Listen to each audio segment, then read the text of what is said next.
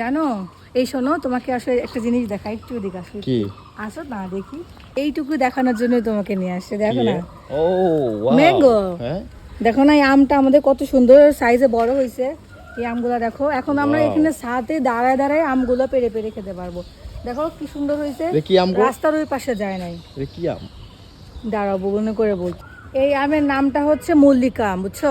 মল্লিকা। এই আমের খোসাগুলো এত পাতলা হয় আর এইটা এত টেস্টি হয়। আর যে বীজটা আছে না, আটি বলে, আমরা গ্রামের ভাষায় আটি বলি, ওই আটিটা একদম চিকন হয়। আর আমের সাইজটা হয় ঠিক এত বড়, এত বড় আমের সাইজগুলো হয়। কিন্তু এখন যে সাইজটা আছে এই সাইজটা আমি পেরে খাবো, বুঝছো? দেখো আমি ছিঁড়তেছি কিভাবে ছিঁড়ি, দেখো। এই প্রথমবার কিন্তু আমি আজকে এমনি বছরের প্রথম ফল খাবো আম, আর আমার গাছের তাও আবার, সেটা আমি এখন ছিঁড়বো। এই সিরে বলছো? হ্যাঁ দেখো, চেয়ে কষ পড়ছে, দেখো তাজা আম, কষ। দেখো কিভাবে দারুণ না? খাবা? আরেকটা ছিড়বো, আরেকটা। ছিড়ো। একটা তো হবে। হ্যাঁ বড় হবে। আমরা ছিল্লা ওই জিনিস আম, এই যে জিনিস নিচে। এই যে ভিতরে পাতার মধ্যে দেখো একটা আছে, কত বড় আচ্ছা দেখো। হ্যাঁ, না ছিড়ো, অনেক বড় এটা। এটা ছিঁড়ে ফেলবো। ছিড়ো। ইয়েস। ইয়াহু! এই প্রথমবারের মতো আজকে আমরা হলো বছরের প্রথম ফল খাবো, কাঁচা আম, তাও আবার নিজের গাছে।